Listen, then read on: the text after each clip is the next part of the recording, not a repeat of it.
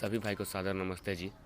मैं आशुतोष आर्य आज आप लोग के समक्ष योग के 8 अंग के बारे में बताने जा रहा हूँ। योग के 8 अंग है। पहला यम, दूसरा नियम, तीसरा आसन, चौथा प्राणायाम, पांचवा प्रत्याहार, छठा धारणा, सातवां ध्यान, आठवां समाधि। योग का जो प्रथम अंग है यम, उसके 5 विभाग हैं। एम क्या है? यम जो है प्रथम अंग है योग का, उसका 5 विभाग है। पहला अहिंसा, दूसरा सत्य, तीसरा असत्य, अस्तेय, चौथा ब्रह्मचार्य, पांचवा अपरिग्रह। यम के 5 विभागों के परिभाषा हम लोग जानेंगे, किसको किसको। अहिंसा क्या होता है, सत्य क्या होता है, असत्य क्या होता है, ब्रह्मचार्य क्या होता है, अपरिग्रह, इसके बारे में हम लोग जानेंगे। अगर हम ये पालन करेंगे, ये सारा 5 विभाग का अगर पालन कर रहे हैं, तब हम कहेंगे कि हम यम को पालन कर रहे हैं। अहिंसा क्या होता है? शरीर, वाणी तथा मन में से सब काल में समस्त प्राणियों के साथ बैर भाव छोड़कर प्रेम पूर्वक व्यवहार करना अहिंसा कहलाती है। किसी भी जो जीव है उससे के साथ हिंसक व्यवहार ना दिखाना, ये अहिंसा कहलाता है। जब तक कोई हम पर अत्याचार ना करे, चाहे कुछ ना करे, बिना कुछ किए हम अगर किसी पर अत्याचार करते हैं तो वह हिंसा कहलाए। जिस तरह से आज जो मनुष्य है वह किसी जीव को मारता है, बिना किसी गलती की किसी जीव को मार देता है, अपना सिर्फ स्वाद के कारण। और स्वाद क्या, उससे तो हानिकारक ही होती है, लेकिन उनको बस चाह लग गई, उसके कारण किसी जीव को मार देती है, ये हिंसा कहलाएगी। हिंसा अगर हम बैर भाव रख रहे तो ये हिंसा कहलाएगा।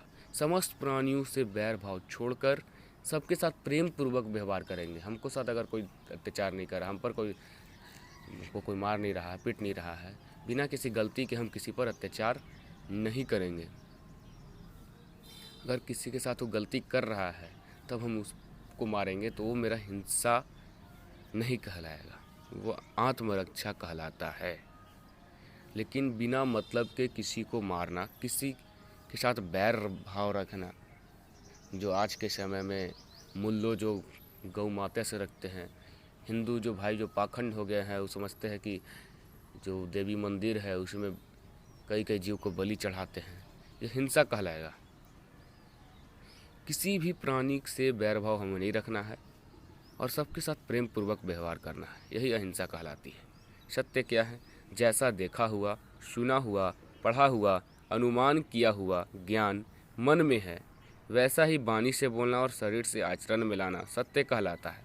जो आप देखे हैं, जो आप सुने हैं, जो पढ़े हैं, आपका जो अनुमान किया हुआ ज्ञान आपके मन में है, वैसा ही बोलना और शरीर से आचरण में लाना, और शरीर से भी उसी तरह से आचरण में, उसी तरह से शरीर भी आपका काम कर रहा है, वही सत्य कहलाता है।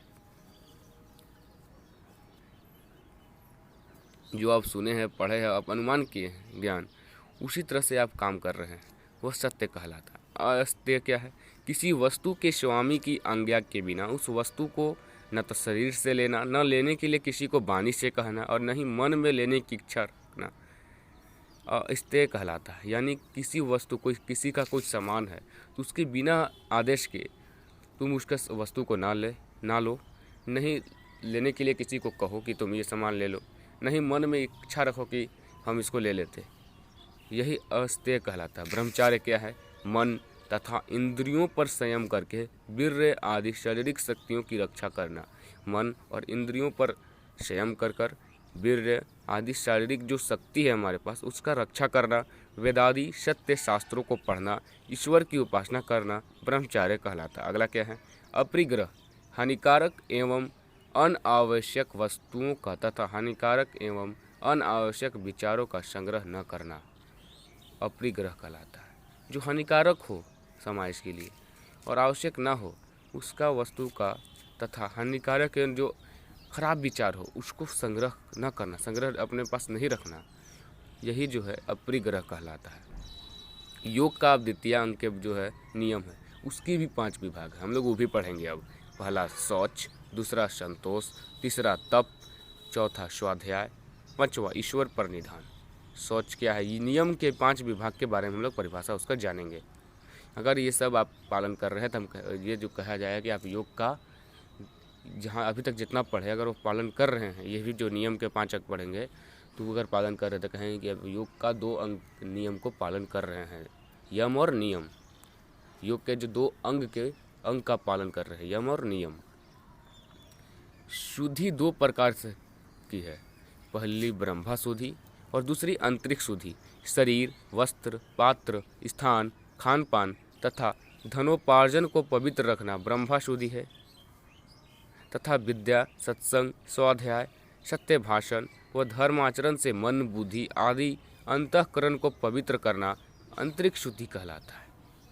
अब क्या है, ब्रह्मा शुद्धि किसको कहते हैं? शरीर, अपना शरीर, वस्त्र, पात्र, स्थान, खान पान तथा धनोपार्जन को पवित्र, अच्छा से अच्छा चीज़ खाना, अच्छा स्थान को पवित्र रखना, पात्र पवित्र होना चाहिए, वस्त्र पवित्र होना चाहिए, शरीर भी पवित्र होना चाहिए, शरीर साफ होना चाहिए, तो हम कहेंगे कि ब्रह्मा शुद्धि कहलाता। तथा विद्या, सत्संग, स्वाध्याय, सत्य भाषण एवं धर्म के आचरण, धर्म से भरा हुआ आचरण होना चाहिए।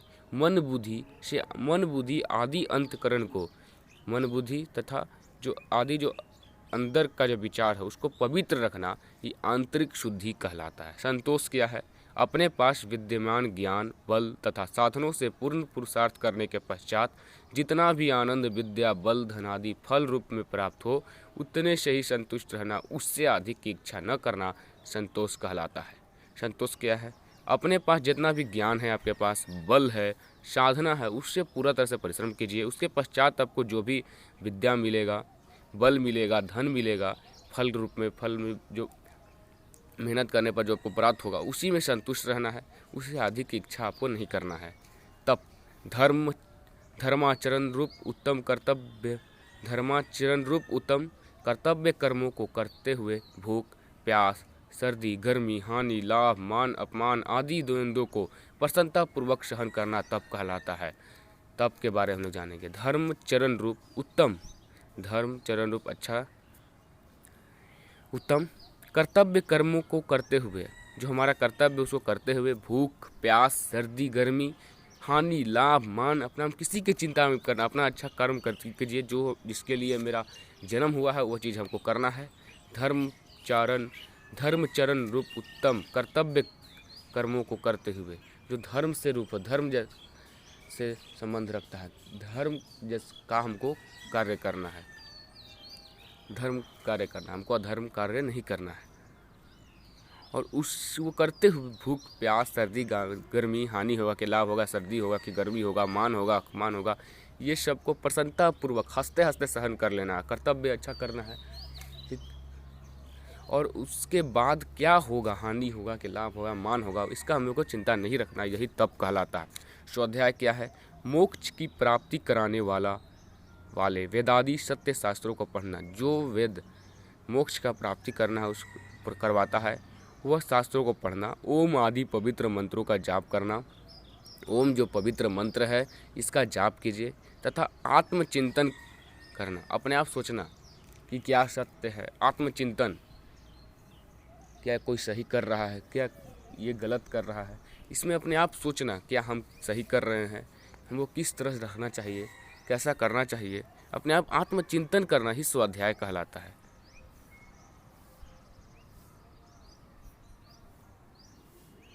ईश्वर पर निधान, शरीर, बुद्धि, बल, विद्या, धन आदि समस्त साधनों को ईश्वर प्रदत्त मानकर, जो भी आपके पास शरीर है, बुद्धि है, बल है, विद्या है, धन है, ये सब को ईश्वर का चीज मानिए। उसका प्रयोग मन, वाणी तथा शरीर से ईश्वर की प्राप्ति के लिए ही करना।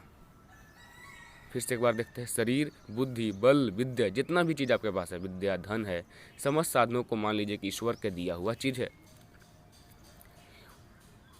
समस्त साधनों को ईश्वर प्रदत्त मानकर उनका प्रयोग सिर्फ मन, वाणी तथा शरीर से ईश्वर की प्राप्ति के लिए, ईश्वर हमको मिल जाए इसके लिए इसका प्रयोग करना। लौकिक उद्देश्य धन, मान, यश आदि की प्राप्ति के लिए न करना, ईश्वर पर निधान करना है कहलाता है। लौकिक उद्देश्य धन के लिए, मान के लिए कि हमको मान मिलेगा, सम्मान में ऐसे करेंगे, यश होगा, उसके लिए नहीं करना है हमको काम, सिर्फ ईश्वर को प्राप्त करने के लिए कहते हैं। आज को पाखंड फैला है कि कुछ चढ़ाते हैं, कोई किसी का बलि दे देते हैं, किसी का तुम लोग देख लिए कि किसी भी जीव के साथ अन्याय नहीं करना चाहिए। किसी का बलि देते तो सोचते हैं कि हम इसे खुश होकर हमको ईश्वर मुक्ति देगा। इस तरह से ईश्वर कभी मुक्ति नहीं देगा। और बहुत है कि जो फालतू चीज़ में अपना पैसा खर्च कर रहे हैं, उससे ईश्वर मुक्ति प्रदान नहीं, ईश्वर को प्राप्त नहीं किया जा सकता। ईश्वर को प्राप्त करने का एक ही मार्ग है सत्कर्म और सत्य वचन और ईश्वर की उपासना करने का ढंग। ईश्वर की उपासना हम लोग इसलिए करते हैं ताकि हमारा बुद्धि सत्कर्म को छोड़कर गलत कर्म की ओर ना जाए। और ईश्वर की प्राप्ति का एक ही रास्ता है कि हम लोग अच्छे कर्म करें, जिसलिए मेरे जन्म हुआ है वैसा कर्म करें, गलत कार्य ना करें, तो वही ईश्वर परिनिधान कहलाता है। जितना भी चीज़ है मेरे पास उसका उपयोग सिर्फ हम अच्छे कार्य करने के लिए करें, तो उसी से हमारा ईश्वर की प्राप्ति होगा। ईश्वर मुझे देख सुन जान रहा है, ये भावना भी मन में बनाए रखना। ईश्वर मुझे देख रहा है, सुन रहा है और हमेशा जान रहा है कि मैं कैसा हूँ, यह भावना भी हमेशा मन में बनाए रख ईश्वर परिनिधान कहलाता है। नमस्ते मित्रों, मिलते हैं नए वीडियो में। जो योग का जो 2 अंग है, यम और नियम, वह मैं बताने की कोशिश किया हूँ। अब बचा हुआ जो 6 अंग है वो मैं पार्ट 2 में, योग का जो अंग पार्ट 2 आएगा उसमें मैं डाल दूँगा। नमस्ते मित्रों, मिलते हैं नए वीडियो में। जय आर्यवर्त।